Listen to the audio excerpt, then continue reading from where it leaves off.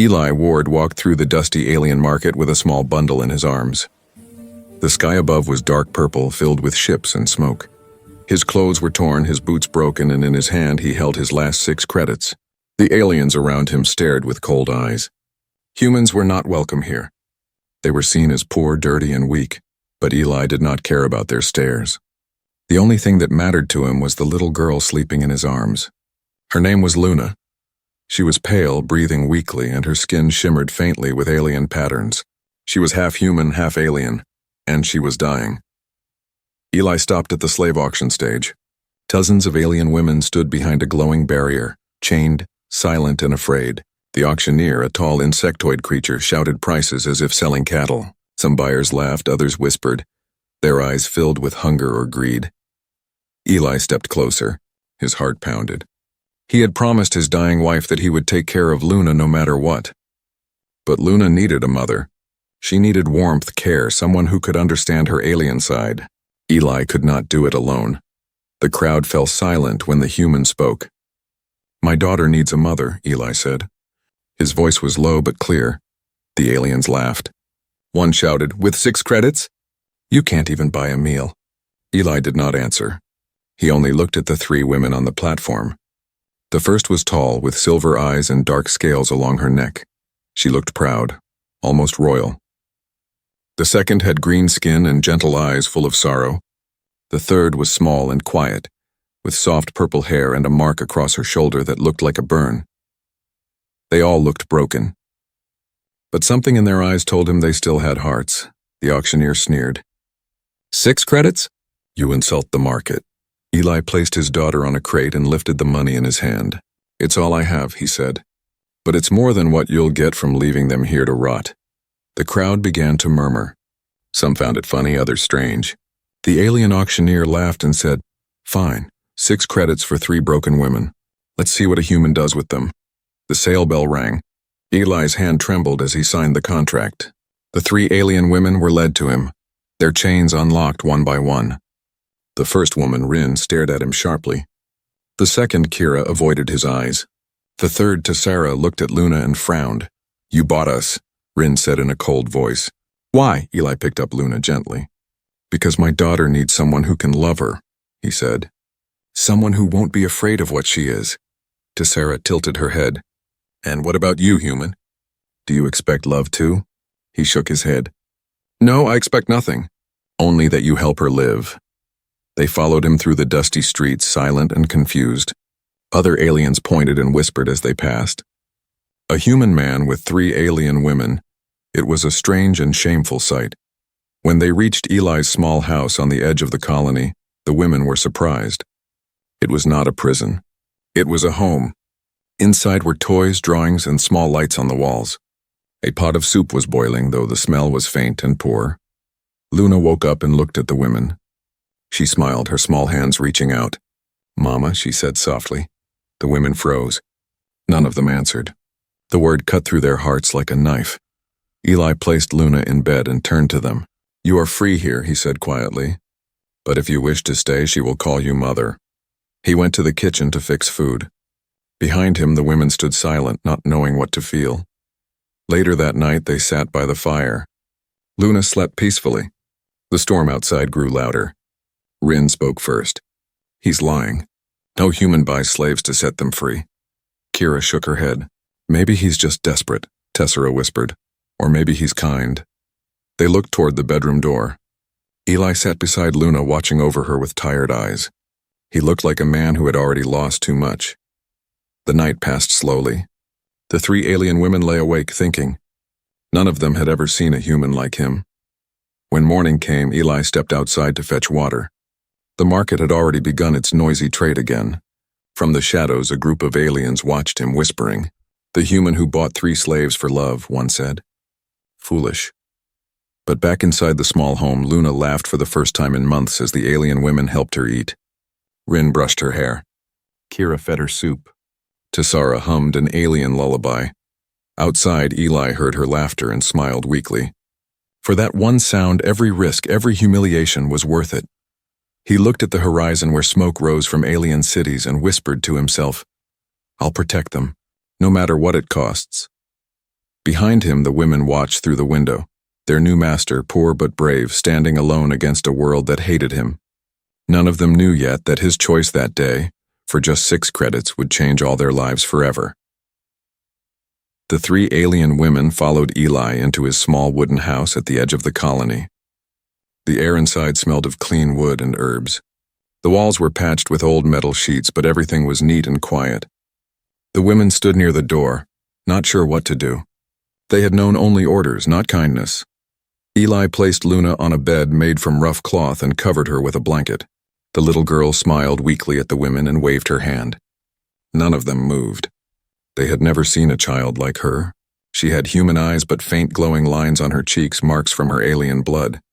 "You can sit," Eli said softly. He poured some soup into 4 small bowls. His voice was calm but tired. "You're safe here. No one will hurt you." Rin crossed her arms. "Safe from what?" "You bought us, remember?" Eli looked at her with tired eyes. "I didn't buy you to own you. I bought you because you didn't deserve to be in chains."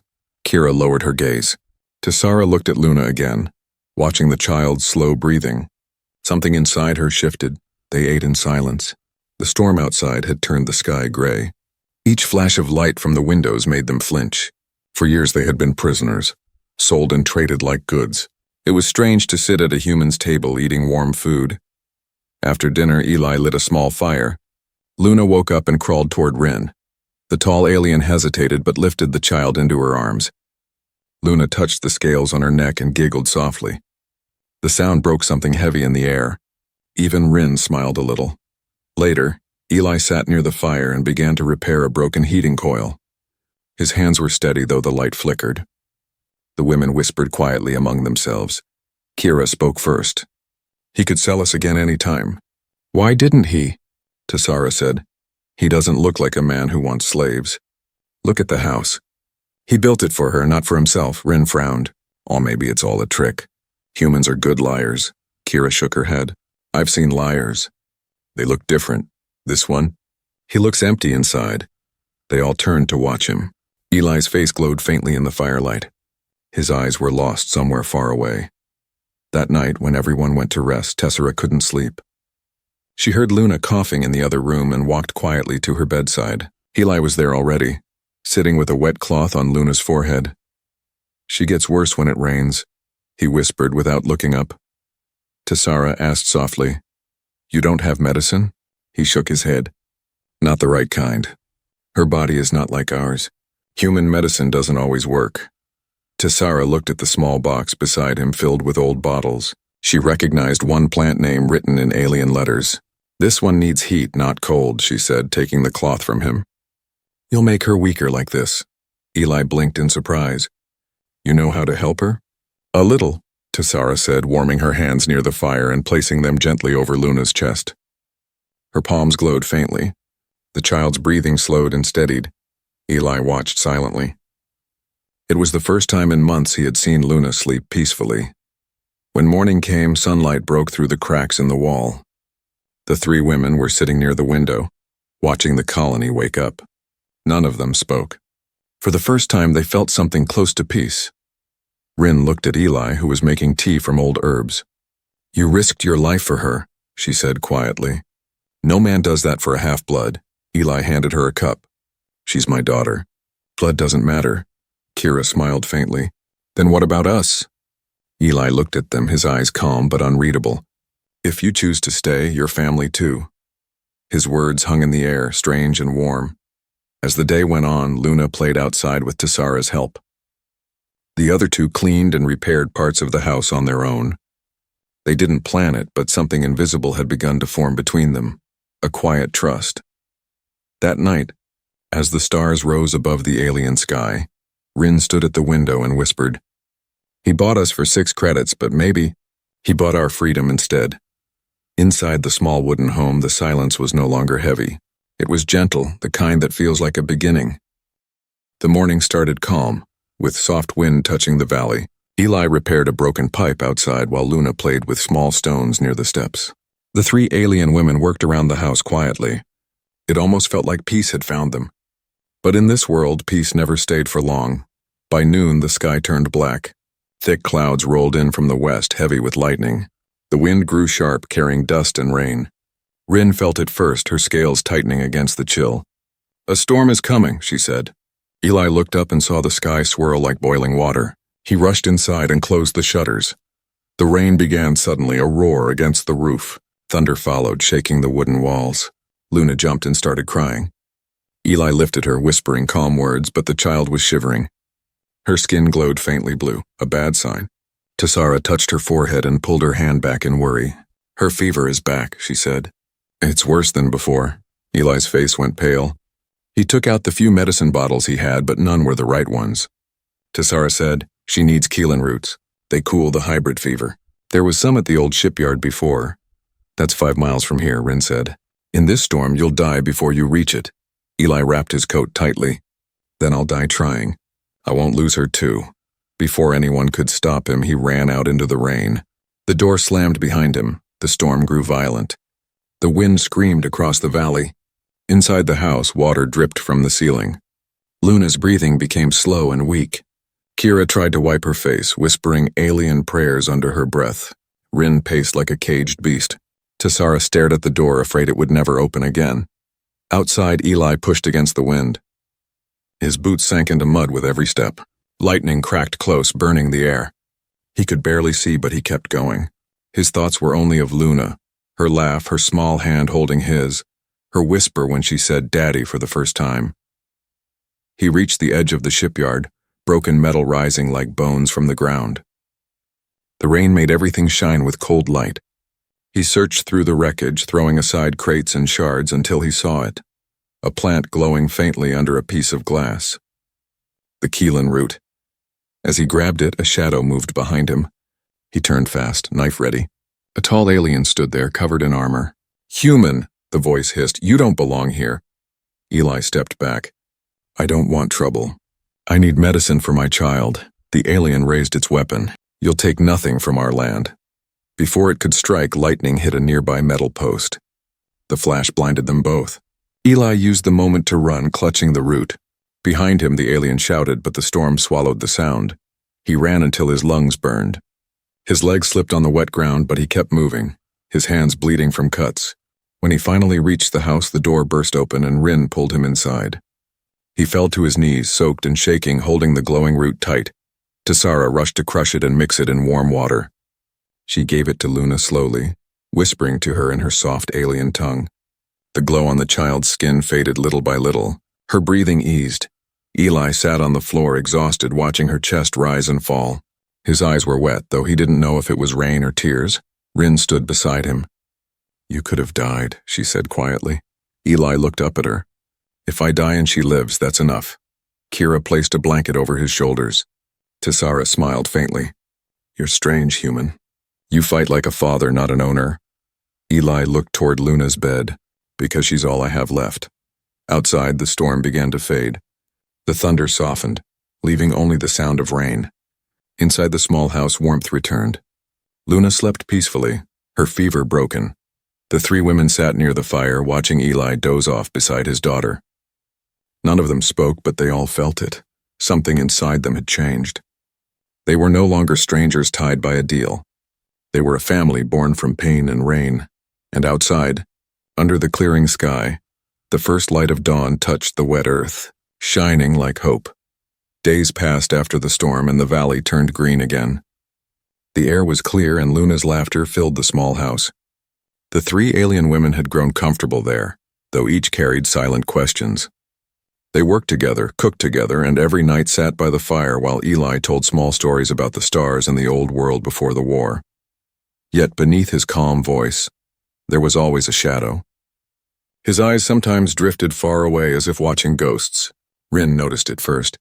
She had the instincts of a warrior and could sense when someone carried a wound not on the body but in the heart. One afternoon when Eli was outside cutting wood, Rin followed him. "You fight storms like a soldier," she said. "You're not just a farmer. Who were you before this?" Eli paused. The axe stopped mid-swing. For a long moment he said nothing. Then he placed the axe down and wiped the sweat from his brow. "Once," he said quietly, "I was a soldier. Human Army Frontier Division. I fought in the war that ended this world." Rin's scales shimmered faintly. The war between humans and the Alliance? He nodded. We were told aliens were monsters. But then I met one who wasn't. His voice softened. Luna's mother. Inside the house, Kira was cleaning the table when she heard the words through the open window. Her hands froze. Tessera stopped humming.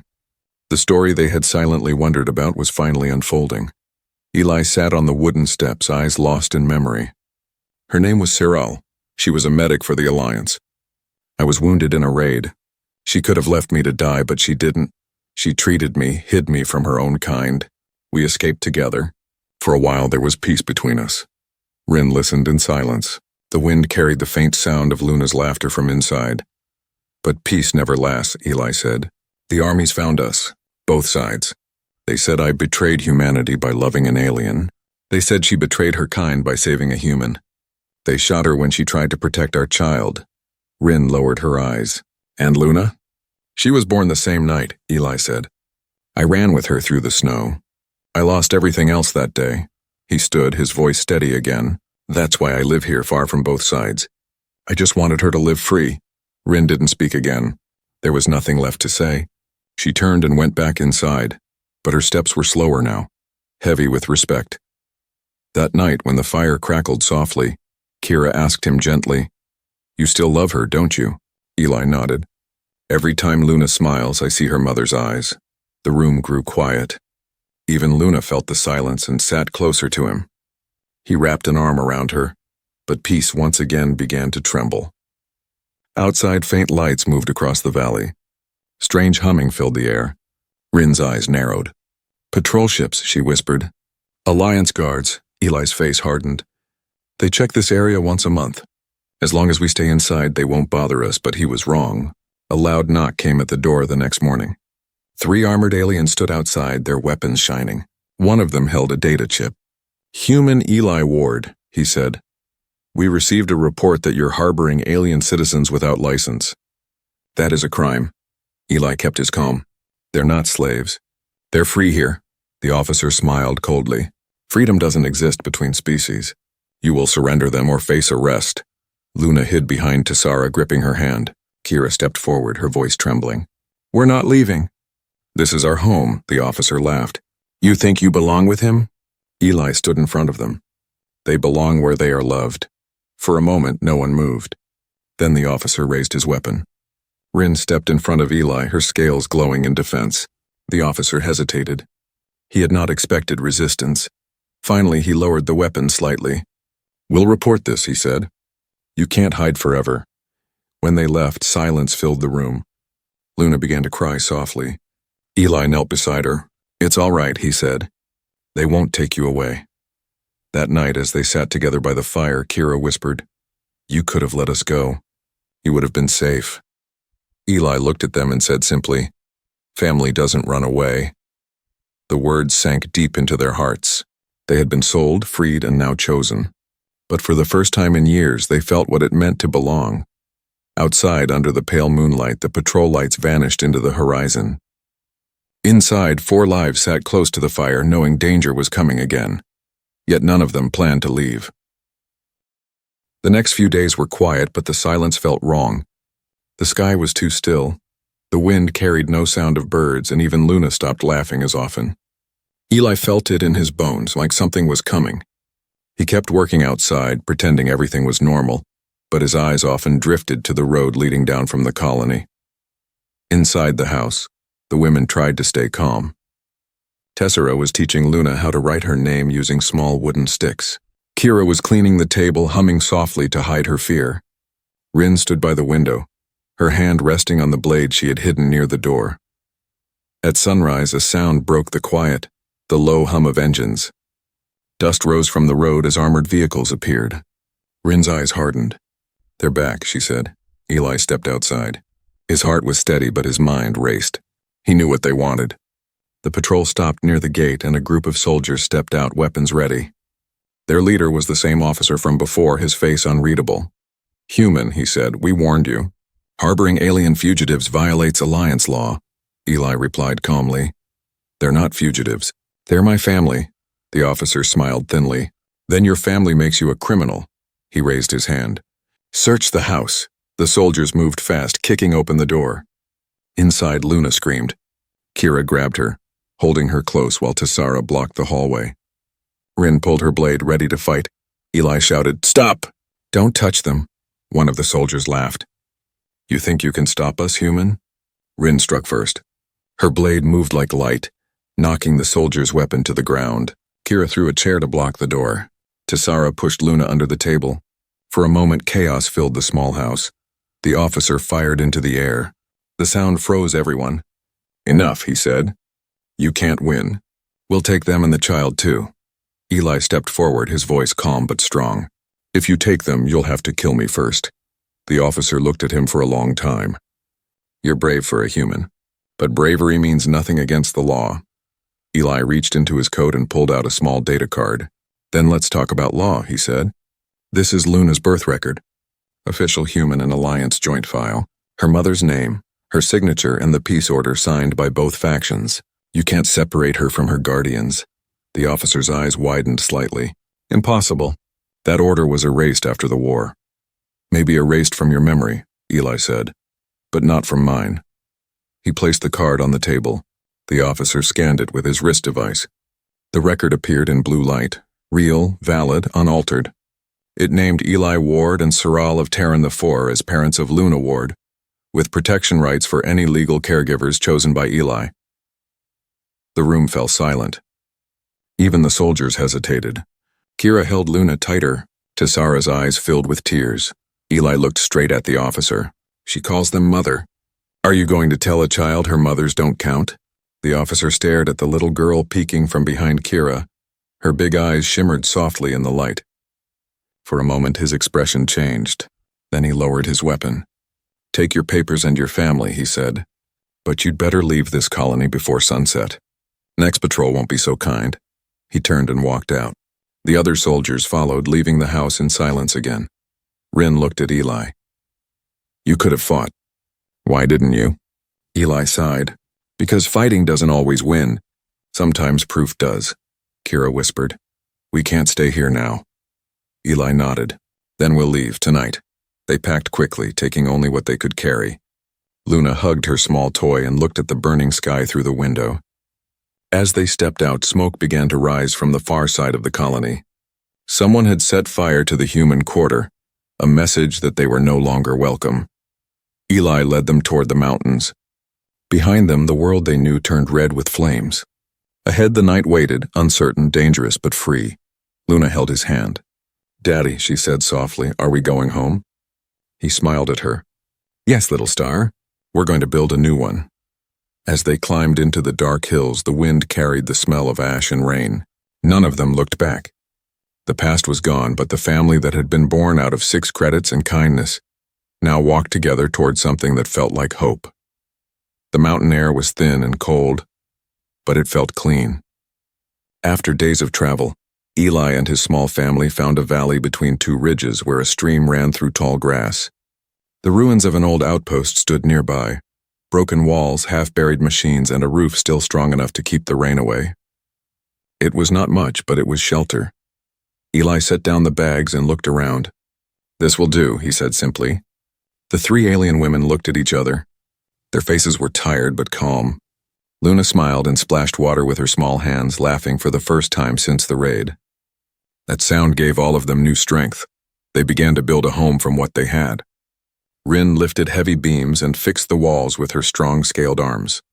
Kira cleaned the inside and made soft bedding out of dry grass. Tessara, using her alien knowledge of circuits, managed to fix an old power cell and bring light back to the dark rooms. Eli repaired the roof and dug a trench for the water to flow. By evening, smoke rose from the chimney for the first time in years. That night they sat together by the fire, eating soup made from wild roots. The flames painted their faces gold. Luna sat between the women, drawing pictures on the dusty floor. A house, a man, 3 women, and a child under one big sun. She showed it proudly to Eli. "This is us," she said. He smiled quietly. "Yes, that's us." The days turned into weeks. Life in the mountains was hard but simple. Rin hunted small animals and brought meat for everyone. Kira collected fruits and herbs, teaching Luna which ones were safe to eat. Tessara repaired old machines from the ruins, turning one into a small heater for cold nights. Eli worked from dawn to dusk, building new rooms, fences, and paths around the valley. At first they spoke little, still unsure of what bound them together, but every small act of kindness drew them closer. When Eli injured his hand, Kira wrapped it gently. When Rin had nightmares from her past, he sat beside her until she fell asleep again. Tessara often caught him staring at the stars, lost in thought. She never asked what he saw because she knew it was someone he missed. One evening while Luna slept, the women sat outside with him under the blue light of 2 moons. Rin broke the silence. "You gave up everything to save us. You could have left us that day at the market. Why didn't you?" Eli looked at the fire, then at them. "Because no one should be left alone. Not you, not me, not her," Kira whispered. "Do you ever regret it?" He shook his head slowly. "No. Every time Luna smiles, I know I did the right thing." The air grew quiet again, but this time it was peaceful. The women felt something new rising inside them, not fear or duty, but warmth. They were no longer strangers bought for 6 credits. They were a family built from courage and pain. As the days passed, they began to laugh more. They cooked together, argued softly over who did more work, and shared stories from their worlds. Rin told of alien battlefields covered in ice. Kira spoke of a city that floated on water. Tessara remembered her people's songs, and sometimes she sang them softly at night, her voice echoing through the valley like light through glass. Eli listened, smiling. The house that had once been silent was now full of sound. Laughter, voices, footsteps, and life. One afternoon, Luna found an old flower blooming between the rocks. She plucked it and ran to Eli, handing it to him proudly. "It's for Mommy," she said. Eli took it gently. For a long time, he couldn't speak. Then he smiled. "Then we'll keep it safe," he said. The women watched him, understanding without words. In that small act, the past and the present had met. One love lost, another born. As the sun set behind the mountains, the family sat together outside the cabin. The wind carried the smell of pine and rain. Above them, the first stars appeared. None of them spoke, but their hearts were full. For the first time in many years, Eli didn't feel like a man running from the world. He felt like a man who had found one. Months passed in the mountain valley. The new home was now full of life. Smoke rose from the chimney every morning, and laughter filled the air as Luna played outside with Rin's hunting spear, or helped Kira in the small garden. Tessara had built a tiny light tower using old machine parts that shone through the night like a guardian star. For a while it felt like the world had forgotten them. But peace never stays forever. One cold morning, Eli noticed footprints near the stream. They were not theirs. Heavy boots, fresh. He followed them a short distance until he saw marks from engines burned into the ground. His heart tightened. Someone had found them. When he returned to the cabin, Rin saw his face and understood without words. "They're coming," she said. Eli nodded. That night the valley was quiet again. The stars above looked bright, but Eli could not sleep. He sat by the fire cleaning his old weapon. The others joined him silently. Luna slept in the next room, her small breathing steady. Kira spoke softly. "Do you think it's the patrol again?" "No," Eli said. "This time it's different. They tracked me, not you." Tessara looked confused. "You? Why?" Eli stared at the fire. "Because of who I used to be. My old commander never accepted that I left the army. To him, I'm still a deserter. He'll come to take me back or kill me." The women exchanged worried looks. Rin clenched her fist. "Then we fight." Eli shook his head. "I won't let Luna see another war." But the choice was not his to make. Before dawn, the sound of engines filled the valley. A dozen figures appeared through the fog. Armored men with the old human insignia on their shoulders. Their leader stepped forward, tall, gray-haired, his eyes sharp. "Eli Ward," he called out. "You were ordered to return years ago. You stole classified data and disappeared with alien property. Hand them over and maybe we let the child live." Eli walked out slowly, unarmed. "There's no data. There's no mission. Just a father and his family." The commander laughed coldly. "Family? You call them that?" He raised his rifle. "You've forgotten what you are." Rin stepped beside Eli, her scales catching the morning light. Kira and Tessara moved to the doorway, protecting Luna, who stood peeking behind them. "He's not alone," Rin said firmly. "And neither are we," the commander hesitated. "You'd defend a human traitor?" Rin's voice was calm but fierce. "He's the only human who ever treated us as people. That makes him more worthy than your whole army." The tension snapped. A single shot rang out. Eli pushed Rin aside, the bullet grazing his shoulder. Pain burned through him, but he stayed standing. The women reacted instantly. Kira threw a smoke flare she had built from Tessara's parts. Thick blue mist filled the valley. From within it came flashes of light and the hum of alien energy. The commander shouted orders, but his men were lost in the fog. Rin moved through the mist like a shadow, disarming one after another. Tessara used her small devices to overload their rifles. Kira shielded Luna behind the rocks, singing a steady alien chant to keep the child calm. Eli, bleeding but still strong, faced his old commander. "You taught me to fight for humans," he said. "But you never taught me what humanity means." The commander aimed again. "Humanity doesn't mean loving monsters." Eli shook his head. "Then you never knew what love was." He lunged forward, knocking the rifle aside. The two men struggled in the dirt until the commander slipped and hit the ground. His weapon fell near Luna's feet. Before he could reach it, Rin stepped between them. Her blade pointed at his throat. "Enough," Eli said weakly. "Let him go." The commander looked around. His men were gone, retreating into the fog. Defeated, he stood slowly. "You'll regret this, Ward," he said. Eli answered quietly, "I already have, but not anymore." The soldiers left, their engines fading into the distance. The valley was silent again. Rin helped Eli to his feet. His wound bled, but his eyes were calm. Luna ran to him, hugging his leg tightly. "Daddy, you're hurt," she said. He smiled softly. "It's nothing, little star. You kept me strong." That night, they sat together outside the cabin under the same stars that once watched their pain. The light tower hummed softly, casting warm light over the family. Eli looked at the three women beside him, then at Luna, asleep in his arms. His voice was low but steady. "I bought you to save my daughter," he said. "But you saved me instead." The fire flickered.